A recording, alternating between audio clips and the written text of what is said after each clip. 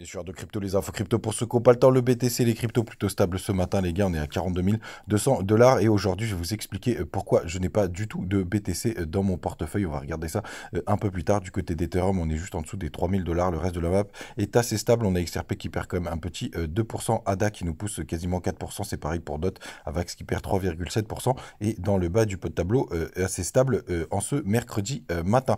Quand on part sur la map en daily, sur le graphique, eh ben, comme je vous disais dans mon petit tweet d'hier, on a été rejeté par cette résistance hein, quand même qui fait bien son job, même si on a eu une mèche qui est montée assez haut. J'espère juste que c'était pas une chasse au stop, mais pour l'instant, rien d'alarmant. On a même fait un petit retest de cette trendline. Ça se resserre. Ici, je pense qu'on va un peu galérer puisque vous avez la lagging span qui est derrière le cours.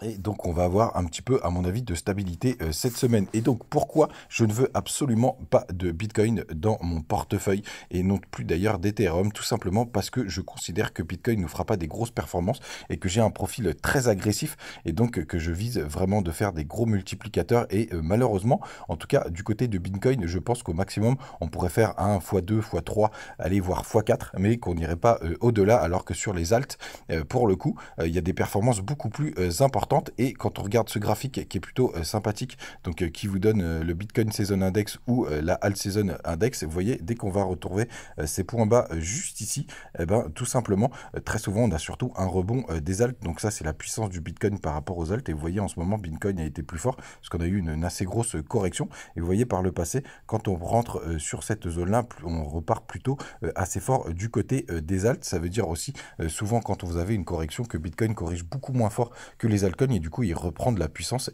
évidemment. Et vous voyez par le passé, dès qu'on arrive dans cette fameuse zone, après il y a un rebond très souvent des alts. C'est arrivé juste ici, juste ici et là ici pareil. Donc là ça avait duré un peu plus longtemps, je crois que c'était sur la période du bear market et là c'est pareil. Vous voyez, donc pour le coup moi je suis beaucoup plus exposé aux alts et que je n'ai pas du tout de Bitcoin dans mon portefeuille. Et même pour aller un peu plus loin, je n'ai même pas du tout d'Ethereum puisque je considère que les multiplicateurs seraient beaucoup plus intéressant. Et donc j'ai une quantité de crypto non négligeable et donc très agressif. Donc c'est pas forcément votre profil et surtout si vous démarrez, évidemment c'est toujours intéressant d'avoir un peu de Bitcoin et un peu d'Ethereum. D'ailleurs la majorité des portefeuilles, il y a beaucoup plus de Bitcoin et d'Ethereum. Voilà pourquoi je ne veux pas de BTC les gars, profil très agressif. Faites attention à vous, passez une bonne journée, à demain.